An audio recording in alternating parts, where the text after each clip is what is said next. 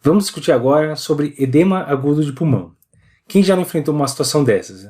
Está lá de plantão, chega uma paciente, cadeira de rodas, ela chega na emergência, francamente dispneica, sudoreica, com a pressão lá em cima, e você vê que você tem que fazer alguma coisa, senão a paciente vai piorar rápido. Então, o paciente que chega nesse quadro, um quadro de edema agudo, geralmente é um paciente que você tem que tomar medidas rápidas para melhorar o quadro. E muitas vezes, quando você toma as medidas certas, você consegue reverter o edema agudo. Então é aquele paciente que não vai dar tempo de você sair para tomar um cafezinho para depois atender a fichinha. Né? Então é um paciente que você tem que atender rápido. Aqui a gente vai discutir quais são as possíveis causas de edema agudo, como que a gente vai investigar, que exames que a gente vai pedir e finalmente como que a gente vai tratar esse paciente. Então primeiro, o que pode causar o edema agudo? Então as causas mais comuns da parte cardíaca seria isquemia miocárdica, então obrigatório, todo paciente que chega com edema agudo, você tem que afastar doença coronariana aguda, primeiro com eletro, depois com marcadores. Sobrecarga de volume, então você pode ter um paciente com IC, que evolui com uma sobrecarga importante de volumes, mas se você pegar um paciente rígido, sem nenhum problema cardíaco, botar um catéter e jogar lá 3, 4 litros em uma hora, também pode fazer um edema agudo por hipervolemia. Então sobrecarga de volume sim pode causar, geralmente a gente vê em pacientes com disfunção ventricular. Então, além de sobrecarga de volume, talvez uma piora, uma descompensação da insuficiência cardíaca. Uma disfunção valvar aguda também pode ser um motivo de aumentar a pressão lá em ato esquerdo, depois passando para a pressão pulmonar. Arritmias, o paciente entra numa arritmia e descompensa, cardiopatia de base. Pode ser hipertensivo, então um dos tipos mais comuns, o paciente chega com um pico de pressão muito elevado e isso leva à congestão pulmonar. Tem outros tipos menos comuns, o neurogênico é um outro exemplo que a gente pode pensar quando afastar todo o resto. Embolia pulmonar pode ser um quadro que pode mimetizar um quadro de edema agudo e qualquer outra condição que altere a permeabilidade capilar. Então o paciente está com um quadro infeccioso grave, está com uma sepse, está evoluindo com disfunção orgânica, tudo inflamado, pode alterar a permeabilidade pulmonar, alveolar e levar a edema agudo. Síndrome de desconforto respiratório agudo, o contato com gases tóxicos ou qualquer agente químico, quase afogamento, o paciente está se recuperando de um afogamento, líquido gástrico, broncoaspiração, anafilaxia, tudo isso pode levar a alteração de permeabilidade capilar, sem necessariamente ter alteração de pressão de câmaras esquerdas. Então, ele pode ocorrer, o edema agudo, por um aumento da pressão hidrostática, então aumentou a pressão lá, VE, aumenta a pressão para o ato esquerdo, aumenta a pressão para o pulmão e vaza líquido, aumento de pressão hidrostática. Pode ocorrer um edema agudo por aumento de permeabilidade capilar, então inflamou todo o alvéolo, a pressão não está normal, mas a permeabilidade está deixando passar mais líquido para dentro do alvéolo, ou por uma redução da pressão oncótica, que seria menos comum, o paciente ter uma condição que leva a hipoalbuminemia intensa e isso diminui a pressão oncótica, né, que segura o líquido dentro do vaso e predispõe a ter edema agudo, ou, mais raro ainda, obstruções linfáticas. Tudo isso, então, pode levar a um edema pulmonar. Então, como que o paciente pode chegar? Ele pode chegar sem nenhum sinal de hipervolemia, mas muito hipertenso. O paciente que chega com edema agudo hipertensivo, que corresponde a mais de 50% dos casos. Ele pode chegar com a pressão arterial sistólica lá de 100 a 140, com uma congestão crônica, aquele paciente que está com IC e que agudizou, piorou recentemente e está agora com o tanque cheio, né? O pulmão está todo encharcado. Ou então o paciente pode chegar com a pressão sistólica baixa.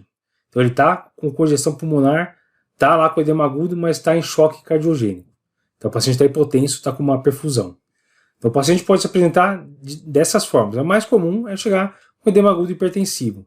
Você vai tomar as medidas que a gente vai comentar, vai diminuir a pressão arterial, vasodilatada, diurético, etc. E você vai conseguir compensar o paciente rápido e muitas vezes tirar desse desconforto agudo sem precisar de uma intubação orotraqueal.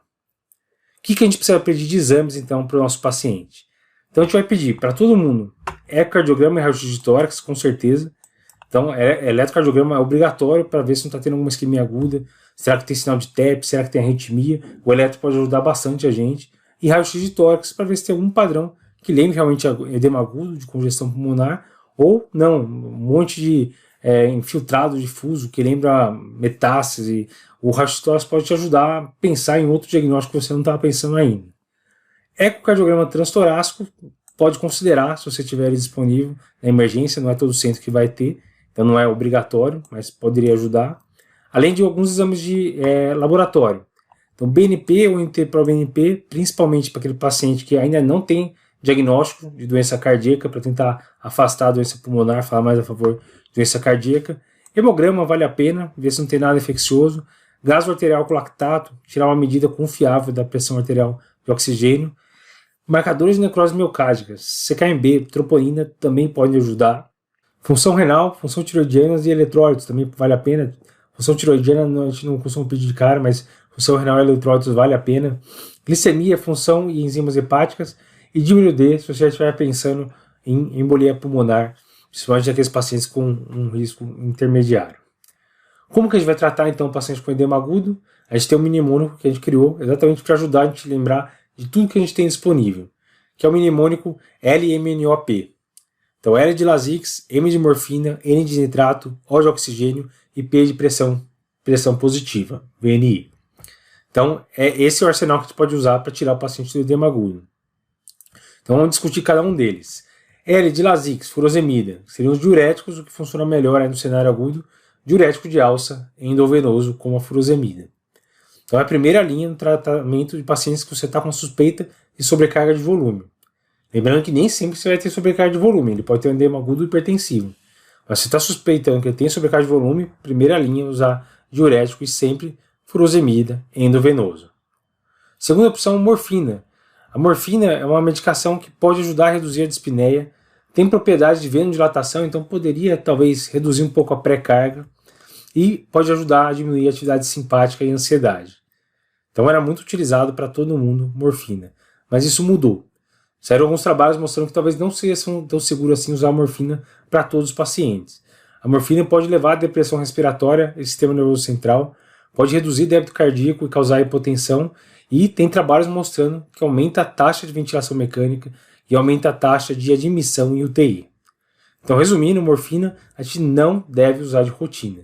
A gente pode considerar para paciente, principalmente coronariano, com dor refratária ao nitrato, você pode pensar também para ajudar no controle de dor, e se for utilizar, sempre começar com doses baixas, 1 a 2,5 mg EV.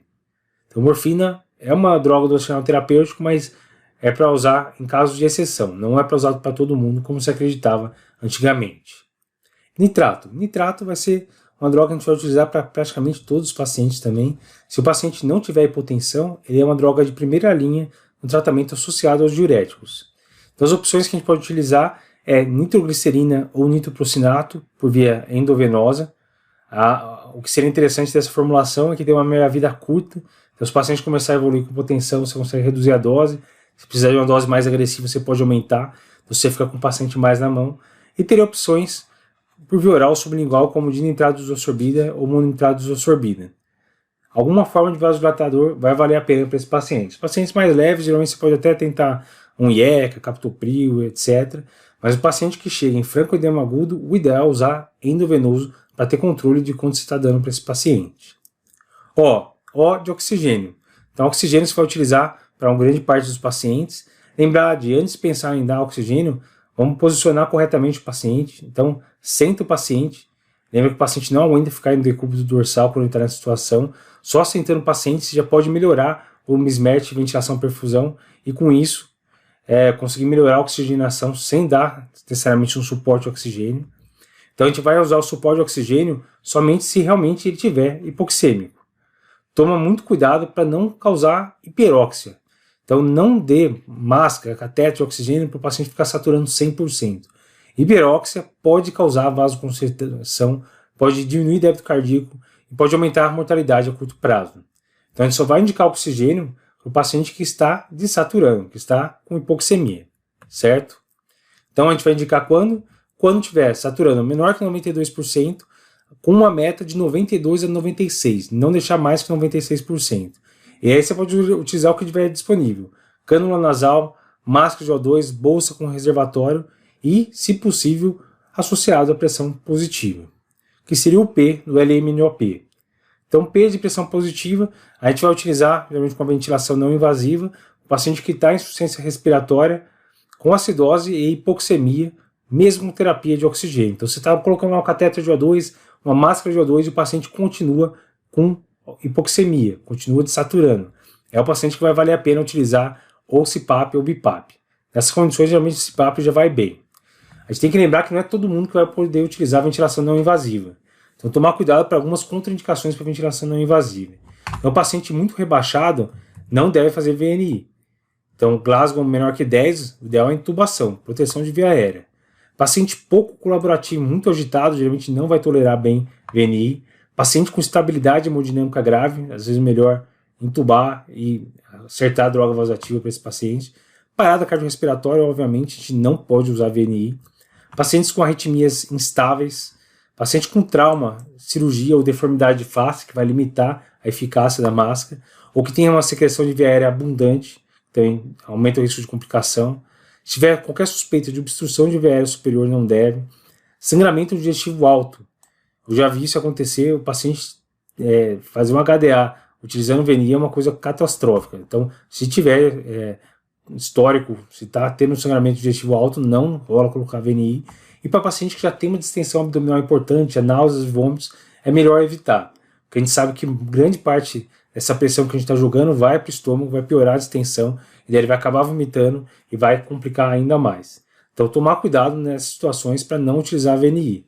Fora isso, o VNI pode ajudar bastante a tirar esse paciente do edema agudo. Pode ajudar muito. O que a gente tem então de estudos científicos?